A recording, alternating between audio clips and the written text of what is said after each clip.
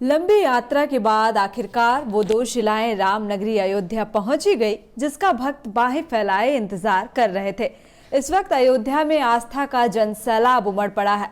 वहां का नजारा किसी मेले या पर्व त्योहार से कम नहीं है।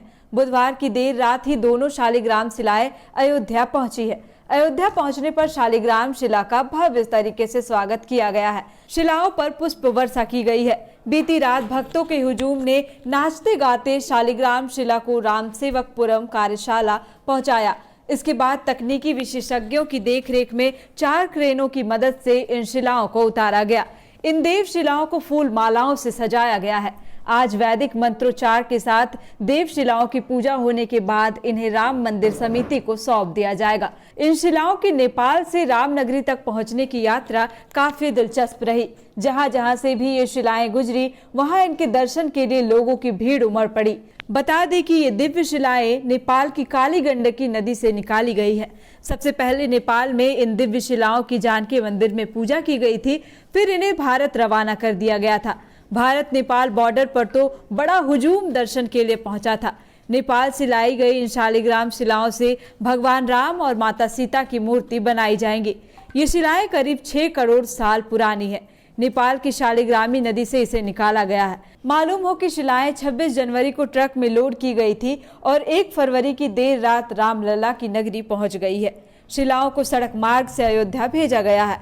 एक शिला का वजन 26 टन जबकि दूसरे का 14 टन है, यानी दोनों शिलाओं का वजन 40 टन है। भव्य राम मंदिर में भगवान राम, सीता माता के अलावा हनुमान व चारों भाइयों की प्रतिमा का निर्माण इन्हीं शिलाओं से किया जाएगा।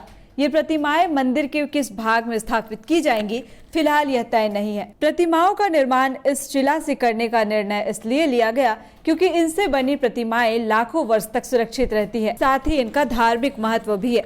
दरअसल भारत में गंडकी नदी का बड़ा महत्व है। इसे नेपाल में शालिग्रामी नदी कहा जाता है और भारत में प्रवेश करते ही नारायणी के नाम से जाना जाता है। इस नदी की खासियत है कि इसके भीतर मिले पत्थर काले होते हैं, जिन्हें भगवान विष्णु के अवतार शालिग्राम के रूप में पूजा जाता है। जानकी मंदिर से जुड़े महंत राम रोशन दास ने कहा है कि शालिग्राम शिला को विष्णु का अवतार माना गया है। शालिग्राम शिला में प्राण प्रतिष्ठा नहीं की जाती है। बता दें कि शिला यात्रा के साथ करीब 100 लोग चल रहे थे। उनमें नेपाल के पूर्व उप प्रधानमंत्री कमलेन्द्र निधि, जानकीपुर धाम, जनकपुर धाम के महंत व कई साधु संत शामिल थे। बताया जा रहा है कि 2 महीने पहले कारसेवकपुरम में रुद्राभिषेक कार्यक्रम में सीतामढ़ी के महंत आए थे।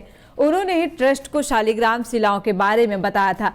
इसके बाद से ही इन शिलाओं को नदी से निकालने और अयोध्या लाने का कार्यक्रम तय हुआ। इसमें नेपाल सरकार का सहयोग रहा। सरकार की अनुमति के बाद ही नदी से शिलाएं निकाली गई। राम मंदिर निर्माण में हर एक बड़ी जिम्मेदारी में ट्रस्टी कामेश्वर चौपाल ने कहा है कि इन शालिग्राम शिलाओं से अगले 9 महीने में प्रतिमा तैयार कर लिया जाएगा, क्योंकि अब ऐसी मशीनें उपलब्ध है जिनसे विशाल पत्थरों को काटकर आसानी से प्रतिमाओं का निर्माण किया जाता है। इसलिए प्रतिमा तराशने में परेशानी नहीं होगी। कई मीडिया रिपोर्ट्स के मुताबिक राम मंदिर निर्माण पर 1800 करोड़ रुपए खर्च होंगे। मंदिर का निर्माण कार्य तेजी से किया जा रहा है।